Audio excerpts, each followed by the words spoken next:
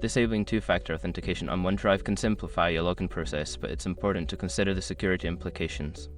Follow these steps to turn off this feature. Step 1. Sign into your Microsoft account. Go to the Microsoft account sign-in page and enter your credentials to access your account. Step 2. Navigate to Security Settings.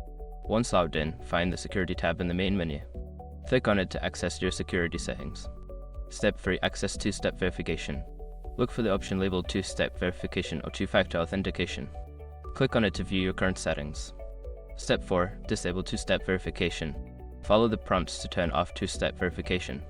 You may need to confirm your choice by entering a code sent to your registered email or phone number. Step 5. Confirm changes. After disabling the feature, review your security settings to ensure everything is updated. Save any changes if prompted. By following these steps, you can successfully disable two-factor authentication on OneDrive. Always remember to keep your account secure with strong passwords and other security measures.